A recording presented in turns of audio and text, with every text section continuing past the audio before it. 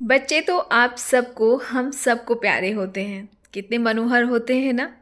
किसी का भी चाहे वो उन्हें प्यार करना चाहे और चाहे ना करना चाहे, उनका रूप और उनकी चंचलता मन को आकर्षित कर ही लेती है।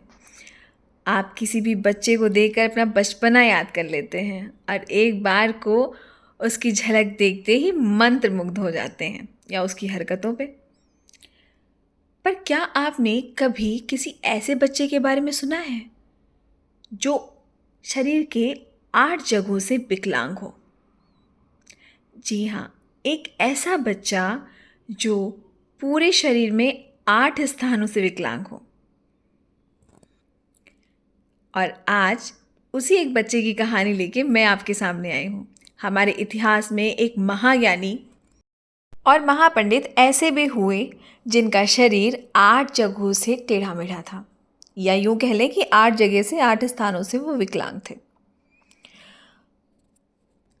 जब भी हम भारत के इतिहास में महान बच्चों का नाम पढ़ेंगे या ऐसे बच्चों का जिसने ऐतिहासिक कीर्तिमान स्थापित किया है, उसमें इन बच्चे का नाम ज़रूर सामने आता है, जो कि बहुत ही विद्वान था और पैदा होते ही इसका शरीर 8 जगहों से टेढ़ा मेढ़ा था। तो ऐसा क्या कारण था कि ये 8 जगहों से टेढ़े मेढ़े थे और इनका नाम क्या था? और ये क्यों इतने ज़्यादा विख्यात थे, या क्यों इतने ज़्यादा इनकी कीर्ति थी, यश थी, या आज भी इनका नाम जाना जाता है?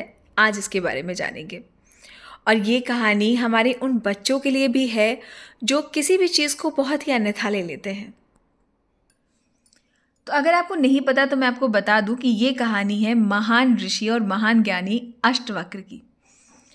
अष्टवक्र का नाम अष्टवक्र इसलिए पड़ा क्योंकि उनका शरीर 8 जगहों से टेढ़ा मेढ़ा था। ऐसा कहा जाता है कि अष्टवक्र लगभग 2500 वर्ष पहले उपनिषदों के काल के प्रसिद्ध ऋषि रहे हैं। राजा जनक के साथ उनके संभाषण यानी शास्त्रार्थ जाने माने हैं। इनमें अष्टवक्र ने हमारे भीतर की आत्मा और चारों ओर स्थित आत्मा अर्थात जीवात्मा और परमात्मा के बीच संबंधों पर प्रकाश डाला है। सरल शब्दों में अगर कहा जाए तो उन्होंने आत्मा और ब्रह्म के बीच का जो रिलेशन होता है, जो संबंध होता है, उसके बारे में बात की। ये संभाषण अष्टवक्र गीता के भाग हैं। अष्टवक्र की कहानी हमें उनके दर्शन शास्त्र से अधिक पिता और पुत्र के संबंधों के बीच सब बारे में सोचने के लिए मजबूर कर देती है। तो बिना समय को गवाए हम आपको सुनाने जा रहे हैं आज अष्टवक्र की कहानी। क्या है कारण कि वो अष्टवक्र बने? तो ये कहानी है अष्टवक्र के पिता जो कुहाड़ थे और उनकी माता थी सुजाता। ये दोनों महान ऋषि आरुणि के आश्रम में उनसे वेद सीखते थे। सुजाता आरुणि की पति बेटी भी थी। एक दिन कहोड़ और सुजाता ने विवाह कर लिया। कुछ समय बाद जब सुजाता गर्भवती थी, तब आजन्मे भूड ने गर्भ में ही वेदों का सही जप सुना और उनका पाठ सीखा। एक दिन कहोड़ सुजाता को वेदों का रहस्य या कम से कम वेदों को लेकर उनकी समझ समझा रहे थे। भूड से ही उनकी बातचीत वो छोटा सा बालक सुन रहा था। जब कहोड़ ने गलती की, तब उसने अपने पिता की गलती सुधारी। गर्भ से ही आवाज आई कि तुम गलती कर रहे हो। कहोड़ ने 8 गलतियां की उस दिन, और उस भूड ने, उस अजन्मे बच्चे ने बार बार अपने पिता को सुधारा गर्भ से कि ये हाँ आप गलत हैं, इसकी व्याख्या आप गलत कर रहे हैं। इससे कहोड़ बहुत क्रोधित हुए और क्रोध में आकर उन्होंने अपने ही पुत्र को श्राप दे डाला। श्राप ये था कि चूंकि इस बच्चे ने अपने पिता को 8 बार सुधारने का ढीठपन दिखाया है, इसलिए वह शरीर में 8 मोड़ लेकर जन्म लेगा, या यूं कह लें कि 8 जगह से विकृत या विकलांग पैदा होगा। और 8 जगह से विकृत अवस्था में पैदा होने के कारण या विकलांग होने के कारण इनका नाम रखा गया अष्टवक्र, जो 8 जगह से टेढ़ा हो। अष्टवक्र बड़े होकर वेदों के महान विद्वान बने। बालपन से ही वो सबसे अपने पिता के बारे में पूछते।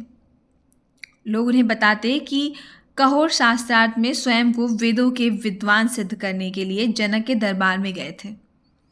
जब अष्टवक्र बड़े हुए तो अपने पिता को खोज करने लगे उनकी,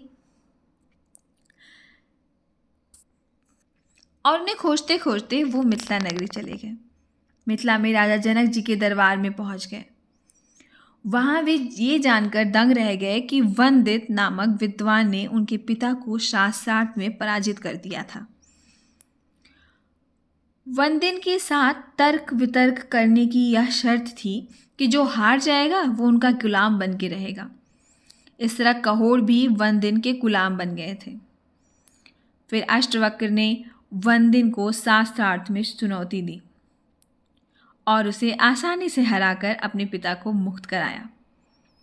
इस प्रकार जिस कहोर ने अपने ही पुत्र को उनसे अधिक बुद्धिमान होने के लिए श्राप दिया था, उसी पुत्र ने अपनी बुद्धिमत्ता का प्रयोग करके उन्हें गुलामी से बचाया। कहोर समझ गए कि उनके आडंबर ने उन्हें कितना दुख पहुंचाया था।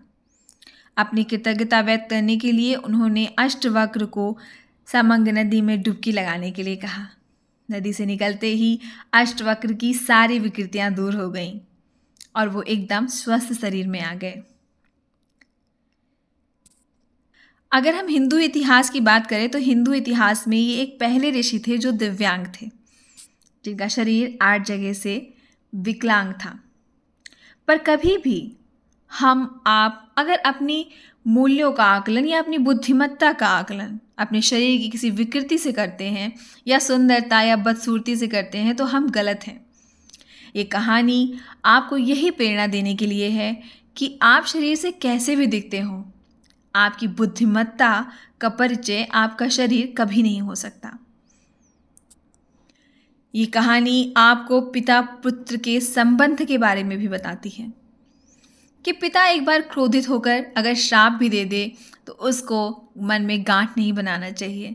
समय विपरीत पड़ने पर अपने पिता के साथ कंधे से कंधा मिला के खड़े रहना चाहिए। ये एक पुत्र का कर्तव्य भी है, धर्म भी है।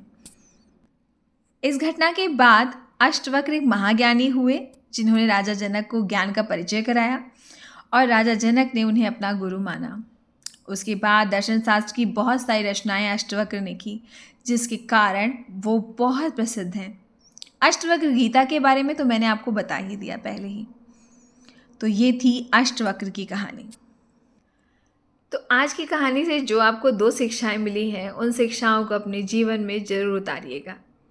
पहला कि किसी के मूल्यों का आकलन उसके शरीर या उसकी सुंदरता से नहीं किया जाता, और दूसरा ऐसा होता नहीं है, पर अगर ऐसा कभी हुआ हो कि आपकी माता या पिता ने कोई अपशब्द इस्तेमाल कर लिया हो या आपको कुछ बुरा कह लिया हो, तो भी वो आपके लिए कभी बुरा हो ही नहीं सकता। माता पिता सदैव आपका भला चाहते हैं, और जब भी उन्हें आपकी ज़रूरत हो या आपको उनकी ज़रूरत हो, आप उनके पास जा सकते हैं और पहुंच सकते हैं, उनके बगल में खड़े हो सकते हैं, उनके सहयोगी बन के। आपको आज की कहानी कैसी लगी ज़रूर बताइएगा। फिर मिलेंगे ऐसी किसी कथा कहानी और किस्सों के साथ। तब तक के लिए जय श्री कृष्ण, राधे राधे, जय जगन्नाथ, राम राम।